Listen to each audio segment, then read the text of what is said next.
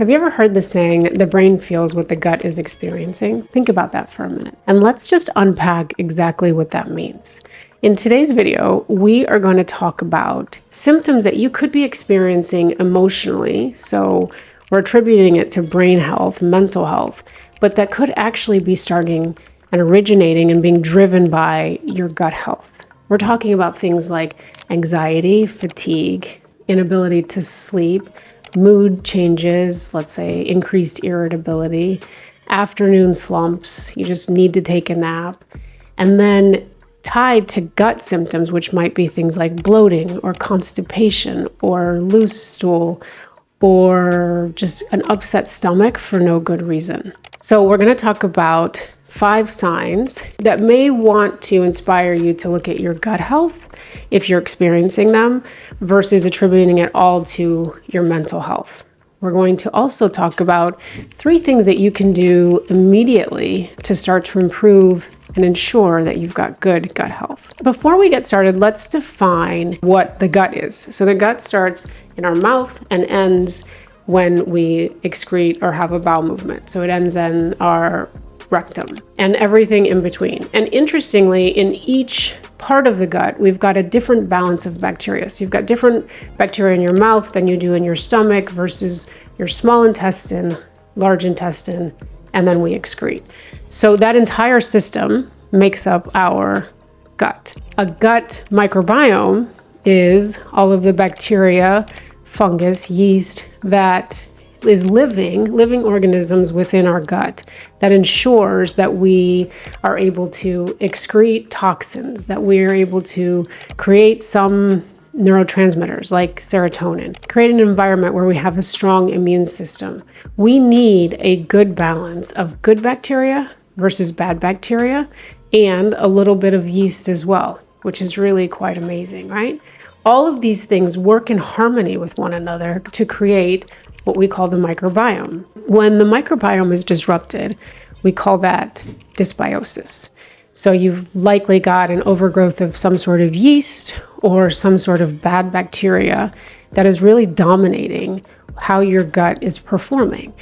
And that impacts your brain in tremendous ways. So the gut communicates with the brain through a nerve called the vagus nerve. It's at the base of your brain and it travels down the sides of your neck and it travels to the gut. Now, the amazing thing about the vagus nerve is 80% of the communication goes from the gut to the brain, not the other way around. So it's really remarkable that the gut is really driving the show.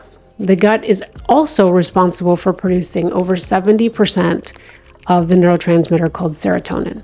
Now, if you're familiar with serotonin, serotonin is our feel-good neurotransmitter. So if we don't have enough serotonin, then we don't feel good. We feel depressed. We might feel anxious. And the remarkable thing is serotonin is actually the precursor to melatonin. If you're familiar with melatonin, you know you need melatonin to actually sleep and wake on a normal cycle. So the importance of the gut-brain connection cannot be overstated. Let's talk about another component of a healthy gut. Think about your immune system. 80% of our immune system is actually housed in the gut as well. So it's one of our first lines of defense. It's one of the first reactions to any sort of foreign bacteria or virus that enters our body. If we don't have good gut health, then we compromise our own immune system and we limit our body's ability to actually fight off bacteria and viruses and keep us healthy. Next, we're going to talk about something called leaky gut. I'm sure many of you have heard of it, and it's sort of what is leaky gut anyway? Like, what's happening in there? So imagine our gut lining has very tight sort of junctions, and it's a very thin layer that it's tight, but it's thin, so it doesn't have much redundancy. And over time, if we're eating a lot of processed food, drinking a lot of alcohol, if our gut has to process a lot of toxins, if we've got too much bad bacteria versus good bacteria, if we are chronically constipated, those tight junctions start to become compromised and they start to loosen. So the cells start to literally break down. And when they start to loosen, we have what's called increased gut permeability, and that's a fancy name for leaky gut. And what happens is the toxins or bacteria or even food particles are able to escape our gut and be introduced to the rest of our body. So can you imagine the impact of that on not only our body from the neck down, but also our brain? So if you've got inflammation everywhere in your body, you also have inflammation in your brain. And if you watch my previous videos, you will hear me speak on neuroinflammation and the impact of neuroinflammation on our brain, on our mood, on our stability, and long-term, the impact of neuroinflammation on things like dementia and Alzheimer's and other brain-related disorders. The idea and the notion that these disorders can originate in the gut is, in my opinion, remarkable, because we have so much influence and so much control over our gut health. It's the one thing that you can control by what you put in your mouth and ensuring that you've got a really good balance between good bacteria and bad bacteria. Finally, the last thing I want to talk about is poor digestion, in particular constipation. So when you become constipated and or you're not having a normal bowel movement every single day. And let me just define normal. Normal is maximum 2 minutes. You're in, you're out, you're done every single day. And our bowel movements actually are on a circadian rhythm, similar to our sleep-wake cycle. So if you notice, if you pay attention to your body, you probably get tired around the same time of day and you likely wake up around the same time of day. Well, our digestion is no different.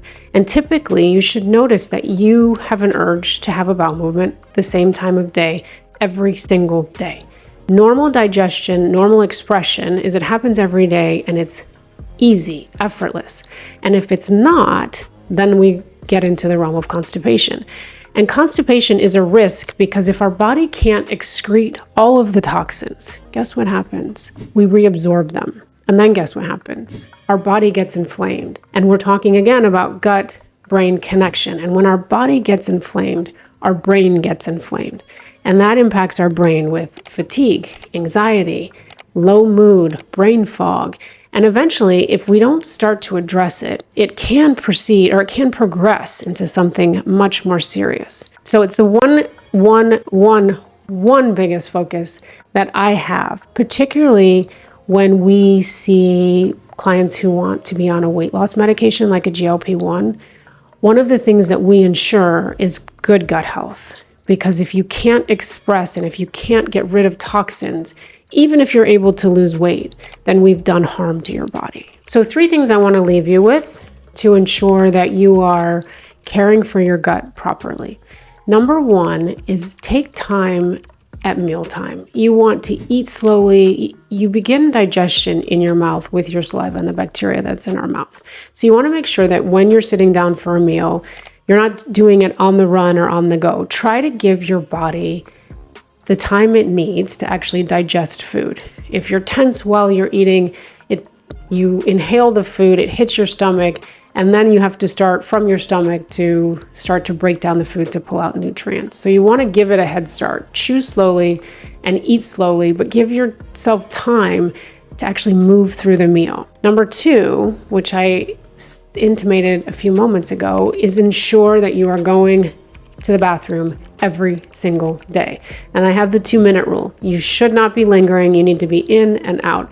And if you're not, then you need to increase your fiber, water, and magnesium citrate is a huge key driver. If you need it, take it. Take it at night. Take 2 capsules at night before you go to bed. Not only will it help calm and help you rest, but it'll ensure that you maintain regularity. And number 3 is to reduce inflammation. How do you reduce inflammation? Avoid processed food. Avoid excessive alcohol intake. Manage your stress. Stress creates inflammation, period. And if you can help manage the stress that you're actually experiencing, then your gut will thank you for it. Your brain will thank you for it. So as you're reducing your inflammation, be sure that you get enough diverse fruits and vegetables and that you're getting enough protein. Remember, you need 1 gram for every 2 pounds of body weight. So if you're 150 pounds, then you need 75 grams of protein a day, minimum. A really great key is to take in 30 grams with your first meal. So whether that's breakfast, late breakfast, or lunch, you need 30 grams of protein to launch your day. You also want to ensure that you're feeding your good bacteria. Bacteria love things like polyphenols, so lots of berries, like we've talked about in other videos.